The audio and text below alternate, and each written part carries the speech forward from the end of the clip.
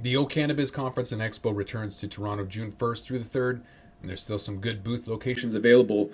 This exciting event is free for cannabis retailers and will feature Tommy Chong receiving a Lifetime Achievement Award at the O Cannabis Industry Awards. For more information about exhibiting or to register to attend, go to ocannabis.com. That's OCANNABIZ.com. It's only entertainment.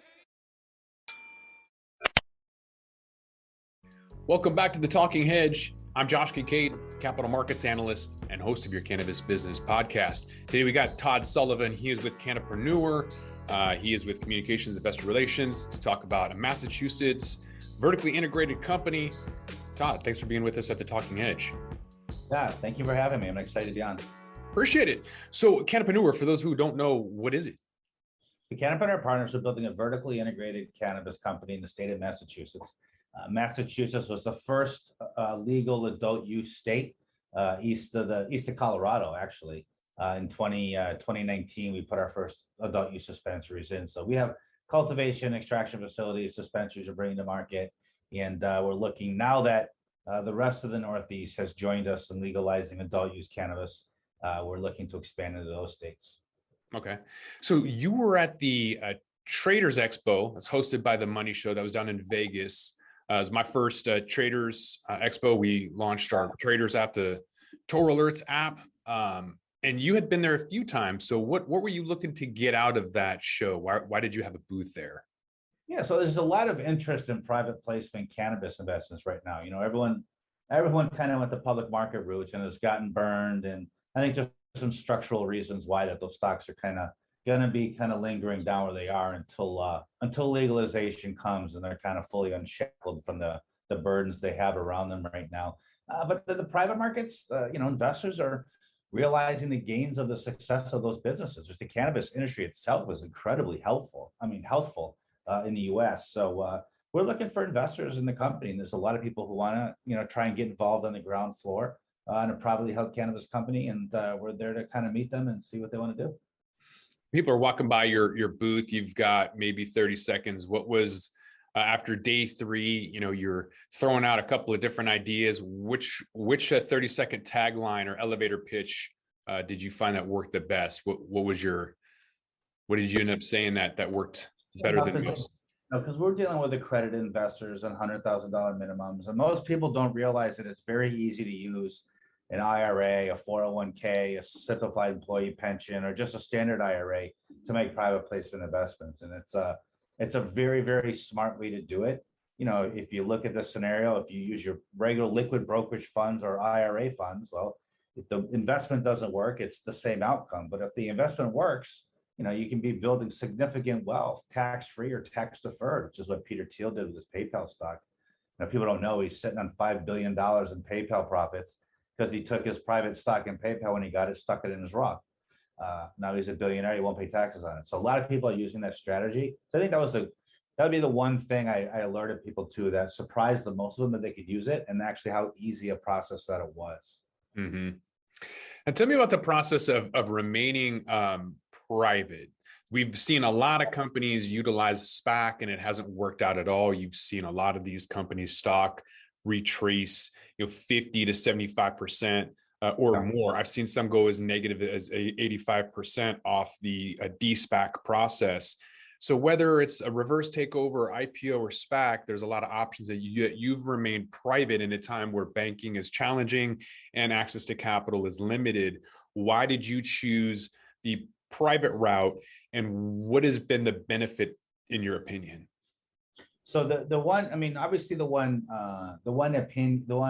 advantage of going public early is obviously the influx of capital. Mm-hmm. The obviously downsides of that are the costs associated with that capital is very expensive, number one. And number two, your ongoing compliance costs of being a publicly traded or even a semi-publicly traded company in case of a Reg A offering is still substantial. There's substantial costs involved. We are in a situation where we're fortunate right now. We are able to use our stock for acquisitions in the private space.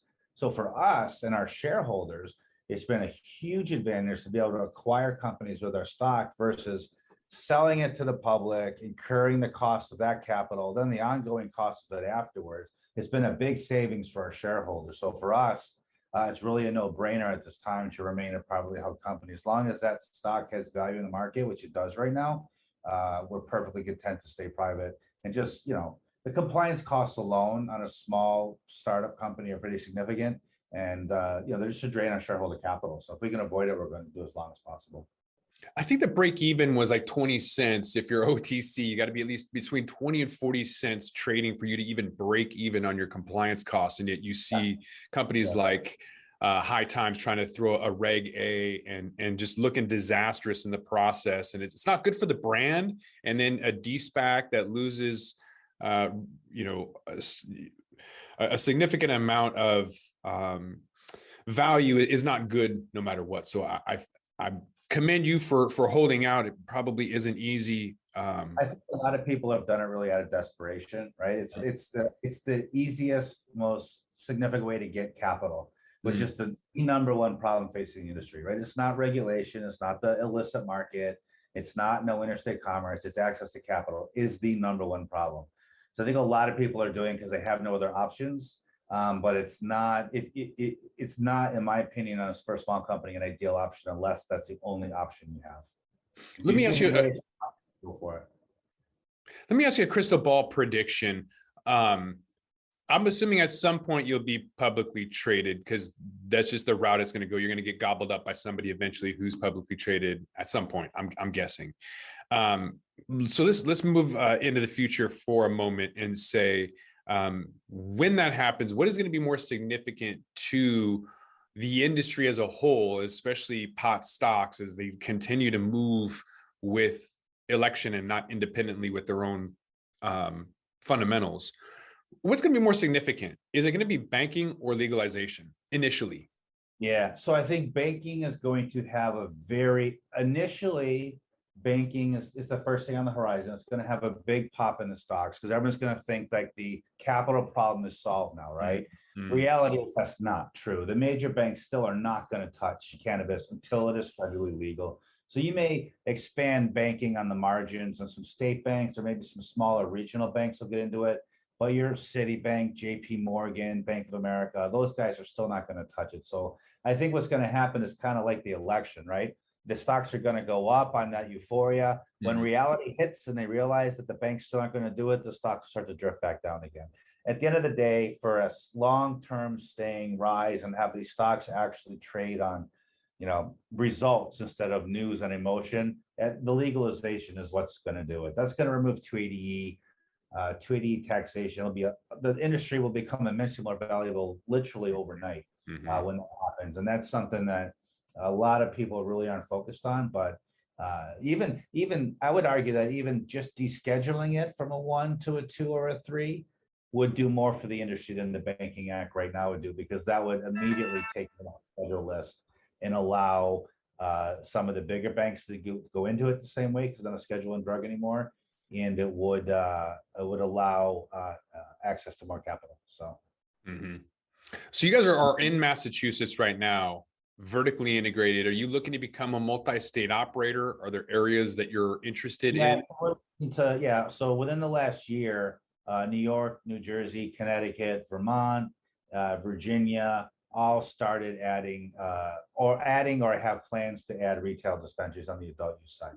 So we're really fortunate to be sitting in the first state legalized east of Colorado, and then B, now we're basically at the epicenter of East Coast cannabis because everyone around us is now legalizing. So it's not a long drive to be in the states around us for expansion. So I've always found that interesting. I'm in Washington. It takes me 6 hours to get from Seattle, the biggest city, to Spokane, the second biggest city, and I'm still within the state. And that's not the whole width of the state, but I could probably get through as many states, if I'm over there. Probably get through 6 states in 6 hours. How important is that to have that kind of regional dominance where you're at? Or are you looking at like distressed assets like in Colorado for companies that have been out for a while? Or are you strictly looking at Northeast? We're really strictly looking in the Northeast. So I do think it's important that, once you start developing your brand, so once you start having known dispensary names or cultivation names in the marketplace, the tighter you can group those assets in states, the more brand recognition you're going to get amongst consumers and the other business people in your because they'll be in your neighborhood, right? So they're gonna know who you are. As far as nationally, as far as looking at distressed deals in other states, right now the math just doesn't add up. I mean, a distressed deal in Colorado or Washington or California is the upside is nothing compared to what we can do with our capital here in Massachusetts. It's a true story. You know, the previous company our founder was involved with, you know, they built a dispensary in Worcester, Massachusetts, which is the second largest city in Mass, about 250,000 people. They put $1 million a half in it before they opened the door. They sold it for 13.5 million to Trulieve. So I mean, those are the kind of multiples that are available in these new emerging markets, especially the limited license states like Massachusetts. It's just it doesn't make sense for us to be, you know, putting our capital. I mean, $1 million in Colorado would do really well in a traditional investment, but just right now, the way the market is on the East Coast, it doesn't make sense for us to do that. Okay, so you're looking at limited markets and new emerging markets because that's kind of Call them emerging markets, but they're just newly legal states. right, right, I mean, limited license states. right. So, and that's because of a quick potential exit strategy and a higher valuation. Well, so typically, what I like about, so I like, for a couple of reasons, I like the limited license states a lot. Number one, it tends to create wealth at the local level first, right? So when you have the states where they hand out 50, 60, 100 licenses at a swap, you know, I think Illinois already has more dispensaries than Massachusetts does. We've been open for 2.5 years longer than them. What it does is it allows the larger, more well-capitalized companies to come in and just buy up swaths of assets, right? The limited license states really prevent that, because here's a scenario. It's about 2 years to open a dispensary in Massachusetts.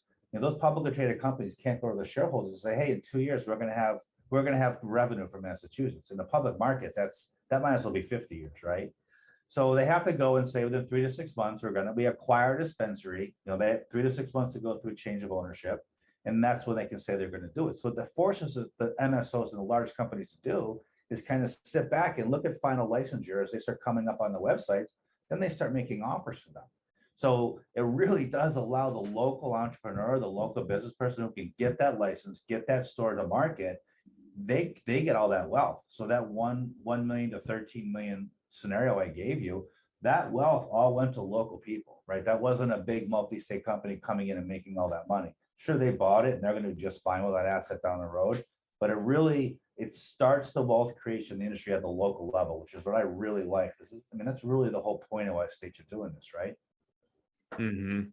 And then for competition reasons, once you're open, you obviously have a barrier to entry in the market. It gets harder and harder to find good locations, and those locations have to be better vetted because you only have so many bullets in the chamber, so to speak, as far as how many you can own. Why would somebody go with you guys? So you're seeking capital. Yep.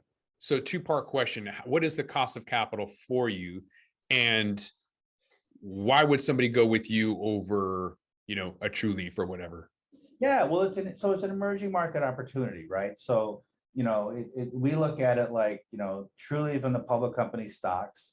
Those shareholders right now aren't being rewarded for the gains and the operational excellence of those companies, right?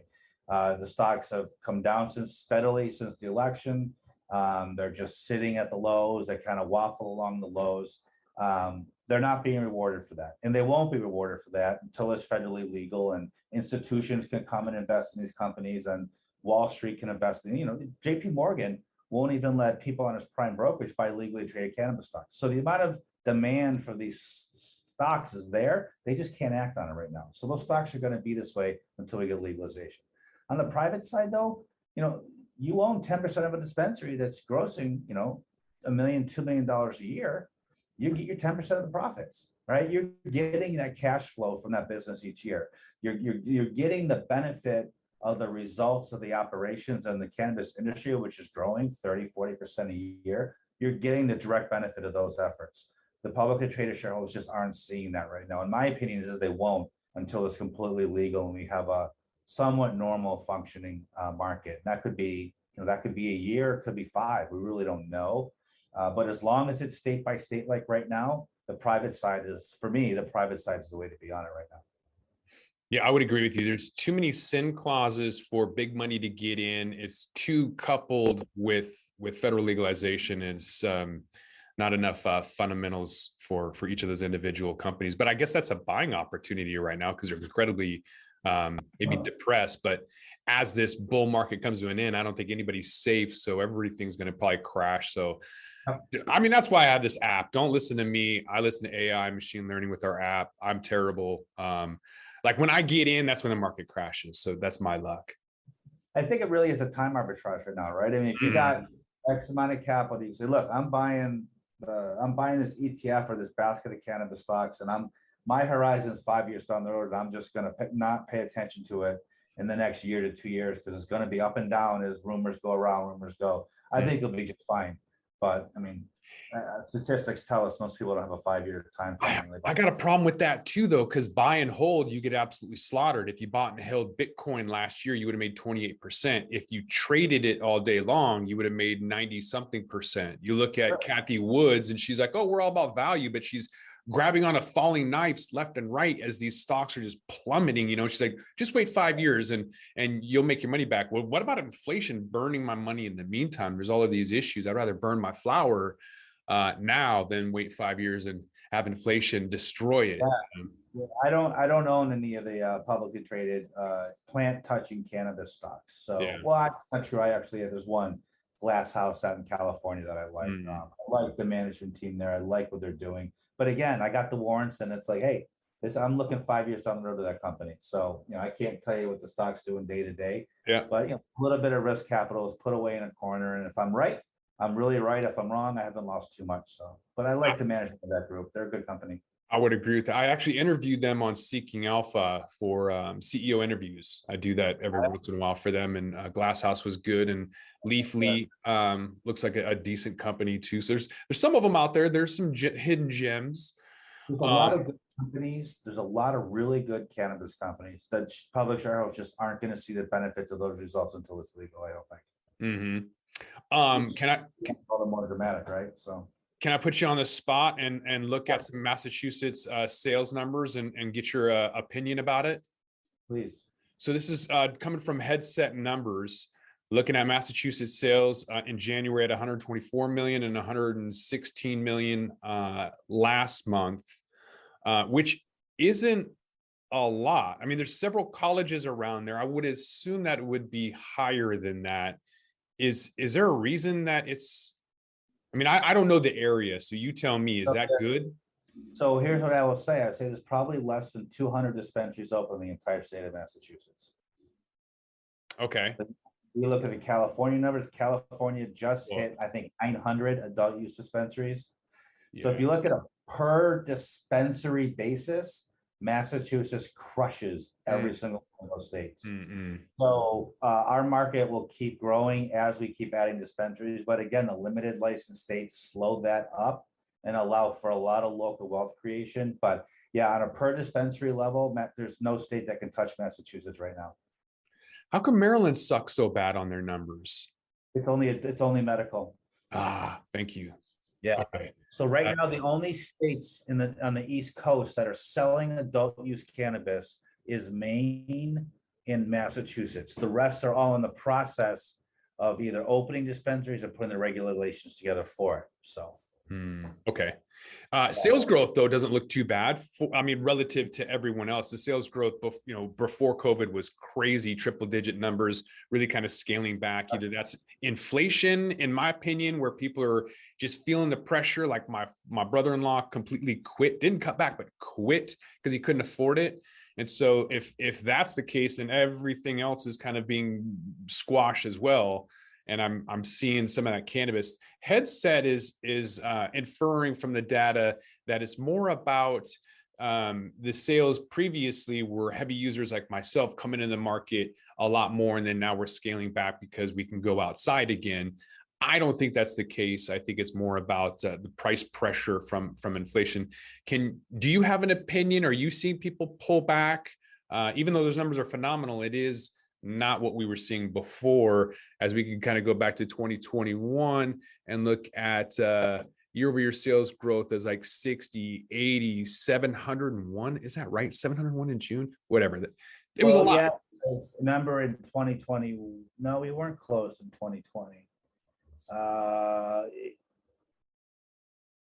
Yeah, so there's two things you got to look at here. There's consumer, there's organic sales, and there's growth sales, right? So Massachusetts had a big build out in 2021 as far as dispensaries. So a lot of those growth numbers are new dispensaries hitting towns of new customers entering the market, right? So this time of year is particularly generally slow in New England. We've had a pretty snowy, pretty wet winter, so that slows construction down. So the rate of new dispensaries hitting the market to add to those overall sales growth numbers are going to be lower.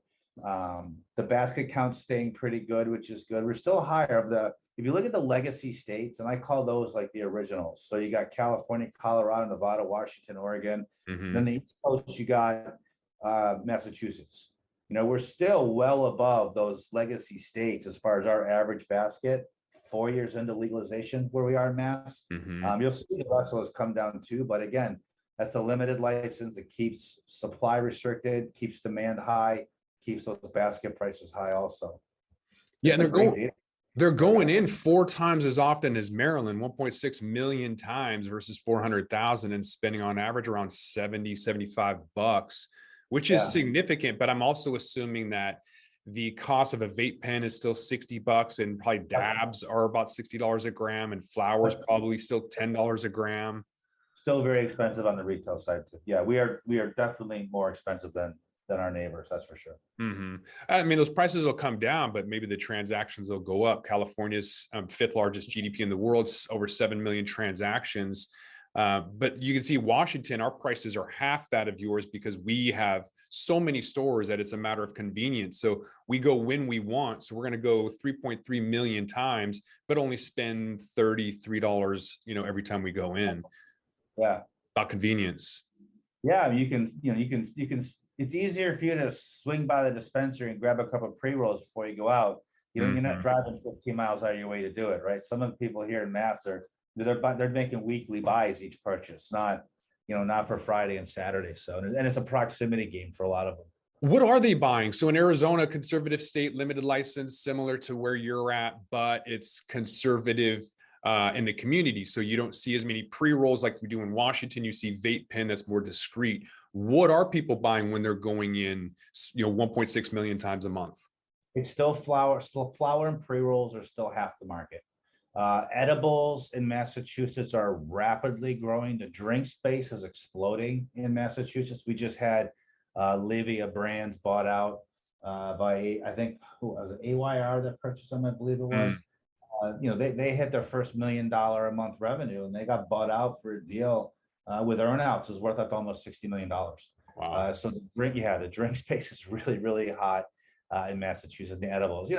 So it's funny, we're still, the shoppers are still THC based.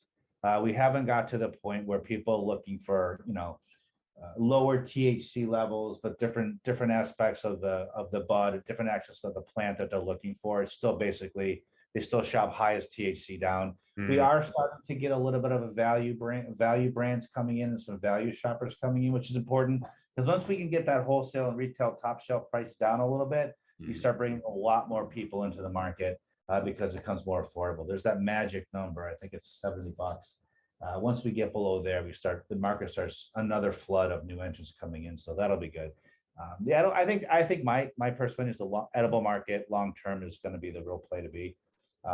Inconspicuous consumption is going to be the way to go. Even vapes, I think, are going to kind of fall by the wayside as technology improves and nanotechnology improves, and we can have drinks that have the onset offset timing similar to alcohol and mints that have that quick onset. People don't like about edibles, they take and they wait an hour, right? 2 or 3 hours for them to feel the most effects. If you could shorten that to you start feeling it in 10, 15 minutes, like when you have a beer, and then it's instead of being at peak in 2 or 3 hours, it's coming off in 2 or 3 hours. That's the experience. I think the market just goes ballistic at that point, and that becomes the way to consume it. And the flower, I think you'll see flower sales fall then. So, Yeah, we'll probably, if California is any indicator, we'll see flower probably dominate 40% of the market, and then everything else will take a piece of the pie. But until prices of ounces reach what we have here, $60 to $80, and that's before my 30% industry discount, I think that you're not going to see as many people going into the store. But I think that's kind of all a matter of time before all those prices kind of come back down to reality. Is anybody asking? Is anybody asking for coffee? I'm in Seattle, and it's the thing I love asking around, because I feel like for some reason that's going to be the normalization. Like when you see like infused coffee, you're like, all right, cannabis is normalized, because it's expensive to do and it's not very popular. So when you do see it, then I think that's an indicator of something. Is anybody asking for infused coffee? So people are asking for a lot. So we have a company here that does infused ice creams. We have the typical cookies, gummies, whatever like that. The rubs are just starting to come here. Some of the tinctures are just starting to come here as that comes out. But yeah, right now for the coffee, most people are just taking the little tinctures and taking a couple drops and putting in their coffee themselves. But I do think that I agree with you that you get infused coffee beans that people can make their own coffee with. It's going to be a huge hit. Especially if you get the cannabinoids right, and it can be sort of an energizing coffee drink and not something that you don't want the caffeine and the cannabis sort of canceling each other out, right? So if they can get the cannabinoids right and give you a little lift with that, I think it's going to be a huge seller. Yep, I would agree with that. There's still a lot of things that don't work out. The niche, products that you would think, chocolate covered espresso beans, lemonade. It's kind of a summer thing. I guess it's seasonal. It does kind of work for the most part. Ice cream, we can't have that because they're not allowed to have anything that requires refrigeration. So that doesn't work, but you've got ice cream. That's cool. Anything else that's unique? No, I think the ice cream is probably the unique one. That's just a function. I mean, I think New Englanders consume more ice cream per capita than any place else in the world. For whatever reason, we have an affinity for it here. So that makes sense why they're doing that with the ice creams. But they're unique flavors, and they put them in these things and they do it. As far as uniqueness of brands, I think that's probably the most unique thing we have out here right now. I mean, I always enjoy going out west and doing dispensary tours, because some of the stuff you guys have is just, you remember you're 5-6 years ahead of us in your development on the West Coast. People always like to use baseball analogies. So we say you guys are in the 7th or 8th inning. I think we just got to the ballpark for batting practice, to be honest with you. So we have a lot of growth and a lot of exciting things to do on the East Coast. And again, I think that's the opportunity for investors too. It's just so much growth to happen here. And what people don't realize is people think, oh, cannabis has been legal for 8 years. We missed it. No, every state that legalizes is a brand new market, just like day one, with all the possibilities. People haven't missed anything right now. If anything, now is a better time to get in, because you can learn from the mistakes of the people that went before you, and you don't have as much time to wait for legalization as they did when they got in 4, 5, 6, 7 years ago. So it's just such an exciting time in the space. So I'm assuming that lobster flavored butter is probably not something that they're selling on the shelf yet. No. I don't think that wouldn't be a thing New Englanders would buy. They'd be too snooty when it came to something like that. We've got Washington apple, everything, but it's all for the tourists. So it's same concept. Yeah, exactly. Yeah, they would be appalled by such a thing. I love that. So you mentioned a couple of things that would draw in skeptical investors. What are a couple other things that if somebody is skeptical or on the sidelines right now and they're looking for an investment opportunity, what are a couple of things that you would say about Cannapreneur that might be intriguing for some that are looking for a similar opportunity? Yeah, so I guess one obviously the one thing that stands out about Cannapreneur is most of your startups are people that just are doing startups, right? So your group will come together, they're getting their wits together, they're getting some money together, they have a startup. Well, this startup, is led by someone who's already done it in cannabis space, right? We're not doing it for the first time. So our founder, Michael Scott, was the founding shareholder of a company in Massachusetts called Nature's Remedy. They founded that company in 2017, which is about a year before legalization actually started in Massachusetts. And in 4 years, they built a company that was just acquired for $114 million. So to turn $500,000 into $114 million in 4 years, He knows how to do it, and we're basically replicating that model right now. And the difference we have with Nature's Remedy and the advantage we have over them is that when they built that company, they were landlocked. They were the only state they could open in the entire Northeast. Everybody else was still banned or still illegal. So our huge advantage now is, yes, we can do that in Massachusetts. We can duplicate it in 5 states around us because legalization is coming out. So we can build a much bigger company than the one that was sold for $100 million just last fall. Actually, it was September 21 it closed. So that is one unique thing about us. For a lot of people in the East Coast, is we have that experience. We've been through the process before. We're looking to do it again, but do it on a larger scale because the options available to us now, and it wasn't available in Nature's Remedy when they were building it.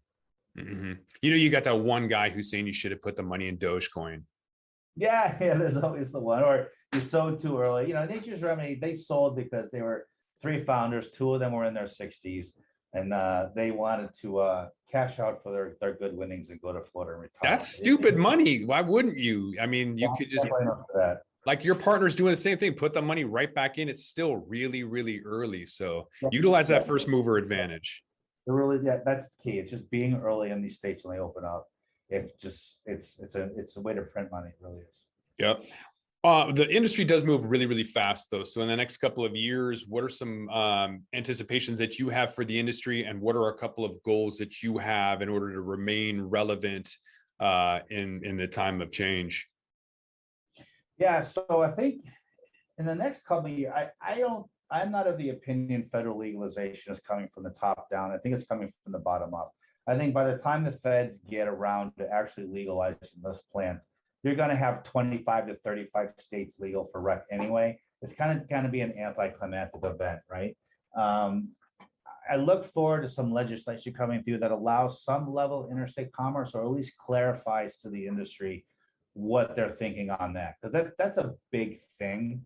And the not knowing whether you're going to, I mean, you know, if you're building a facility in New York State to grow cannabis, you want to know, hey, if I'm allowed to build this outdoor farm for 3 acres, can I go 3 acres of cannabis, and can I sell it over state eventually? Or should I start with 1 acre because I can't get it across state lines yet? So for long-term planning for the industry to supply it and adequately service it, you kind of need that sort of outlook, or that sort of clarity into the future. So, you know, Cannapreneur Partners, we really look forward to having a brand that when people drive up and down 95 on the East Coast, driving from Massachusetts, you know, you go from Maine to Florida on that Route 95 along the East Coast, that they can see Cannapreneur Partners or joint operations with our dispensary chains, and just know that they're going to get quality product and have a great retail experience, and something that they can count on all the way down the East Coast, all the way up and down the East Coast. So we want to make our retail experience differentiated from a lot of places, not so transactional and more consultative. And we want people to know when they see that sign that that's what they can get inside and want to go in there. Where can they find you at? Are you got a website or? Right now in Raleigh, Massachusetts, and Mendon, Massachusetts are the first ones. Raleigh should be open in the next 30, 60 days, Mendon in the next, say 2 to 3 months. And we'll be very excited to service people in those locations soon. We're just waiting on final approvals for Raleigh. Perfect. And what about online website? So jointoperations.ma.com, and then cannapreneurpartners.com for the holding company. Okay. And then I will put your LinkedIn contact information in the description so people can contact you if they want. But I think with that, we're gonna have to roll this one up. So I want to thank my guest, Todd Sullivan. He's with Cannapreneur, a vertically integrated cannabis company in Massachusetts. Todd, thanks for being with us at the Talking Hedge. Have a great day. Appreciate it. I'm Josh Kincaid. This is the Talking Hedge. Don't forget to like, share, and subscribe, or don't, and I'm out. Don't forget to smash that like button on your way out and check out these other videos that we've got.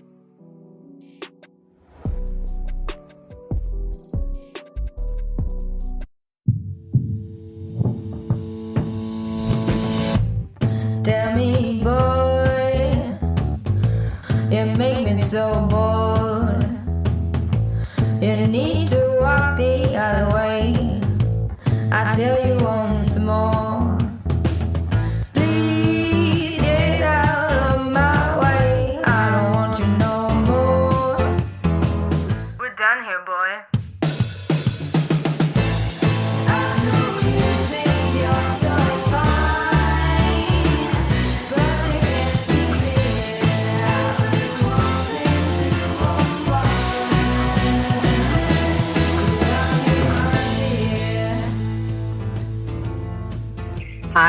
My name is Kira Reed, and I'd like to invite you to be inspired by the women who are leading in the cannabis industry. Each week, we will discuss empowerment, leadership, and what it means to be a woman in charge in marijuana, hemp, and CBD. As the founder of the Women Empowered in Cannabis community, I have had the great pleasure to get to know many brilliant and talented women who are CEOs, executives, politicians, advocates, and community leaders that are focused on creating a cannabis economy that is just, fair, and equal. We'll learn how these women make decisions, how they navigate a predominantly male industry, and what they're doing to level the playing field for women. I hope you'll join us.